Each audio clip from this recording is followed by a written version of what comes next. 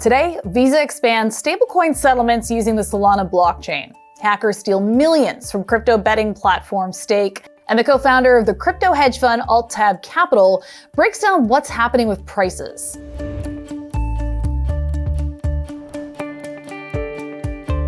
Welcome to CNBC's Crypto World. I'm Mackenzie Sigalos. Crypto markets mixed as we come out of the holiday weekend. By noon Eastern, Bitcoin slipped to around $25,700. Ether rose slightly to $16.35, and Solana jumped to $20.40.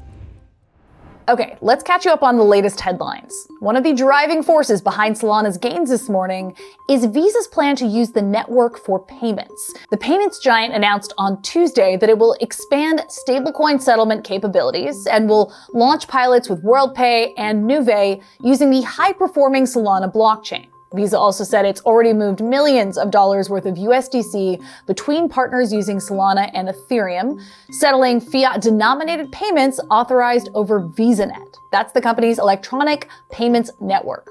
Over on X, formerly Twitter, Solana said this newest expansion enables enterprise-grade throughput with virtually no cost for Visa issuers and merchants. Visa began exploring USDC back in 2021 when it started accepting transactions with the stablecoin as a way to speed up cross-border payments and settlement times. Next, hackers just ran off with millions of dollars from the crypto gambling network Stake.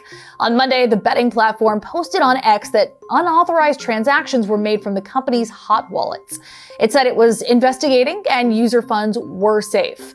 Blockchain security and analytics company PeckShield estimated the hack to be around $41 million stolen over several transactions. Stake launched back in 2017 and has gained sponsorships from the likes of Drake, who announced a partnership with the company on Instagram back in March of 2022. Last up, MetaMask scammers are reportedly spoofing government websites around the world to lure victims.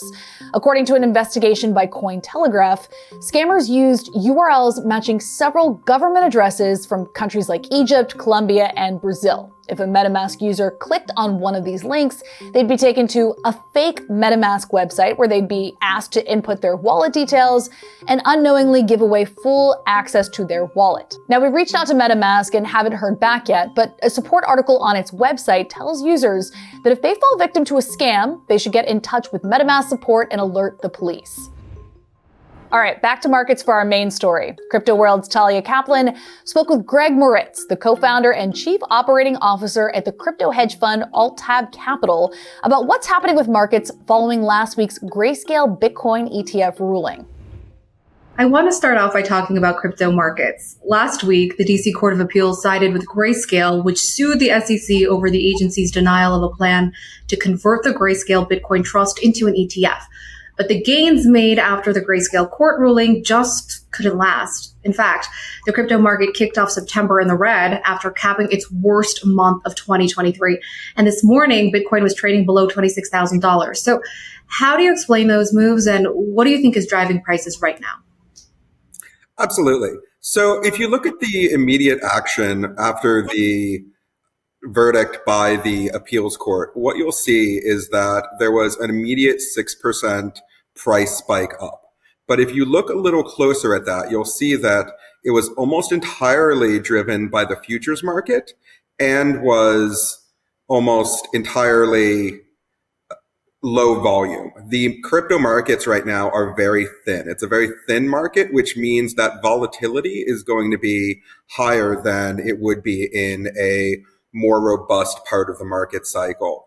And so looking at historical crypto price action for this year, what we have is for the roughly last 23 weeks, we've been in a range between the low 20s to mid-high 20s in the Bitcoin price.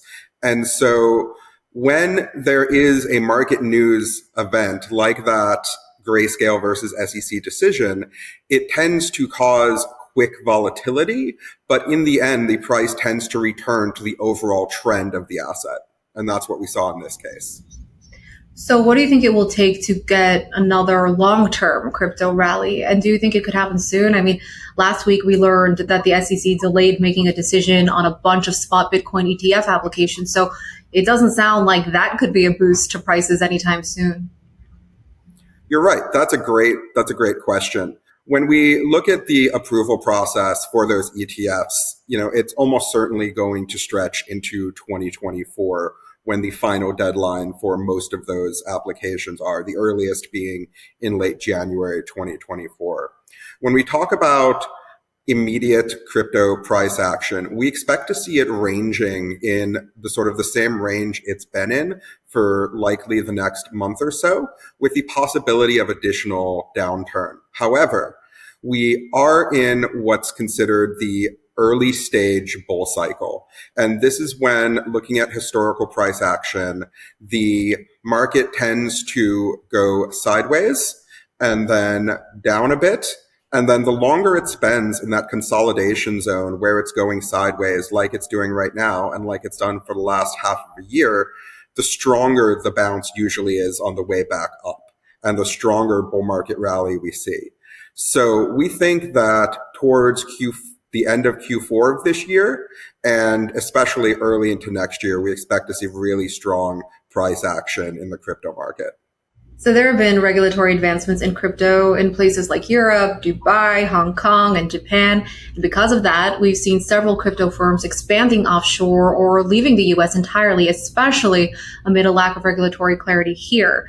Your crypto hedge fund, AltTab Capital, which was founded in the US in 2021, launched an office in London this year. So I'm wondering, what was behind that move? Did the regulatory advancements in the UK and the crypto crackdown here in the US have anything to do with it?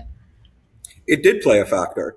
When we look at international expansion and when we look at what jurisdictions are going to be the easiest and most logical to do business in, the regulatory environment is a huge factor. And Europe and Asia are leading the way in the crypto space. The US is falling significantly behind, and we're in a place where we're seeing regulation via litigation versus Congress actually passing bills that would significantly help from a regulatory perspective. So until there's greater regulatory clarity in the US, we're going to see more firms like mine and more capital and more new projects coming out of places like Europe and Asia. So how is your crypto hedge fund operating here in the US amid the current backdrop, especially with regulatory uncertainty in the mix? It's a great question, and the answer involves a lot of long conversations with lawyers on a regular basis. The short version is that we are very careful in what products we trade. We are a commodity pool operator registered with the National Futures Association, and we are under the supervision of the Commodities Futures Trading Commission.